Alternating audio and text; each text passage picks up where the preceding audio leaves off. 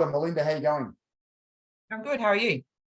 Very well. Haven't seen you for a little while. Hope things are going along pretty well for you. Yeah, they've been growing, pretty well. So we've developed some new tour products. Yep. Also been investigating a 2-day tour product to Kangaroo Island from Adelaide. Yep. So that's pretty exciting. Is that through for agents or like on a schedule basis, private basis? Well, that's my question to you. Is Yeah. the more I get into this, the more I'm realizing it's actually becoming quite difficult to. Okay. As you're spread myself growing, you're between scaling, two you're driving inquiries, you're taking bookings, you've got scheduled, you've got privates, and you're like, oh my God, I've got one vehicle. What do I do? Like which direction do I take? It's a bit scary and overwhelming. Yeah. Yeah. Good problems to have. Yeah. So first thing, what sort of vehicle are you remind me? It's like a 11-seater or 12-seater or something, isn't it? Yeah, so we've got a new Toyota Hiace commuter. Yeah. So it's one of the GL models, so it's a step up. So I don't know if you could call it luxury, but it's definitely up there. Yeah, luxurious. Luxurious. I like that. Exactly. One thing is, so yeah, vehicles, what I always learned. So we talked about our fleet as a luxurious fleet of vehicles, because luxury for me is like, top of the range. Yeah. So what I learned, even like playing in the really pointy end of the luxury market, is most people don't really care. They just want a comfortable, spacious, luxurious vehicle. They don't really care about, like how soft the leather is in the top of the range newest model Mercedes van. They just want a really great experience, like immersive, unique, access to inaccessible. Those are the things that people pay money for. So you're running these schedules, you're getting bookings for privates and inquiries for privates, and you're just like, it just doesn't, it's freaking you out because you don't want to be declining, disappointing, getting negative reviews, letting all that sort of stuff. Is that right?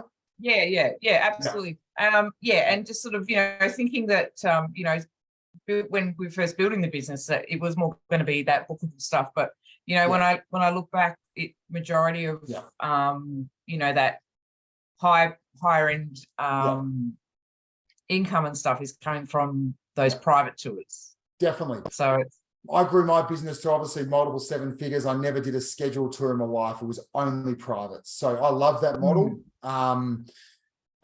It's, for me, it made sense, especially as I was growing. It was the smartest way to grow a tour business as far as I was concerned, for lots of reasons. You can be hustling and driving, making sales, and then trying to figure out if you're going to make a tour viable, shuffling people around, like just the operations, logistics and stuff.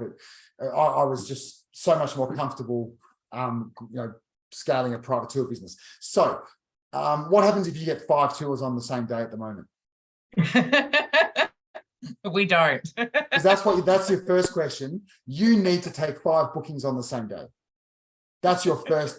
You know what? Let's not be so like scary. All right. Yeah. Well, I do. Yeah. At the moment, I'd be stuffed. You need to take 3 bookings. Well, you're cutting in and out. Sorry, it might be my end.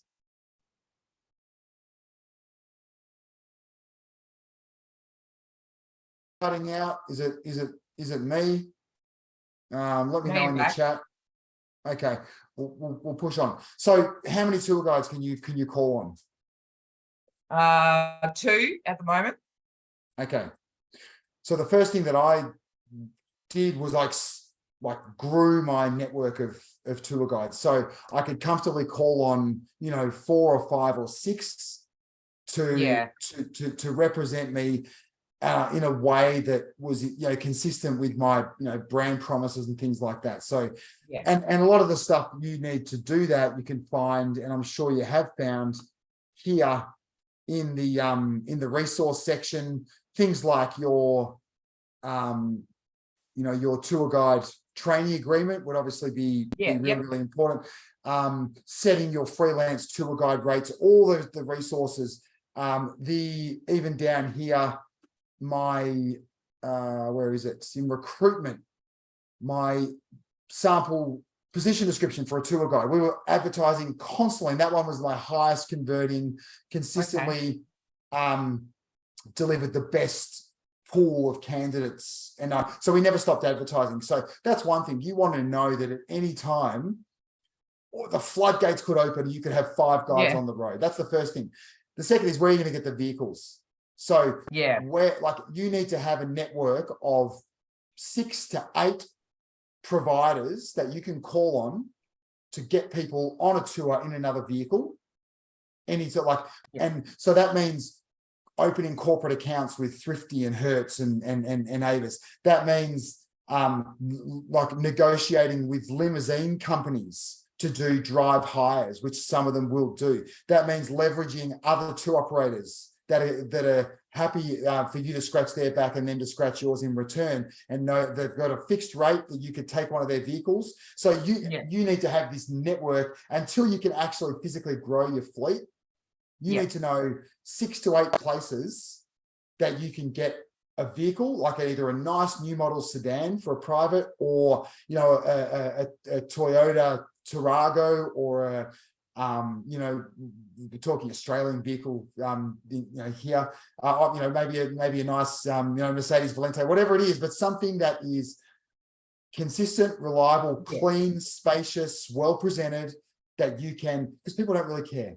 They don't really care if it's yours, or they don't really care if you got it from your mate down the road, as long as it looks great, it's comfortable, it's professional, and it's it's consistent with your brand promises. Okay, so that's the first thing. You have to have access to and expand your network of guides and vehicles, and that's going to solve. Because then the next thing is just a simple mathematical equation. All right. You look at you crunch your numbers in 3 months. You look at what you spent on vehicle hire, and you look at what it's going to cost you to get a hire purchase and bring on a new vehicle in monthly repayments with insurances, and just the numbers work. I've now got 3 months of consistency.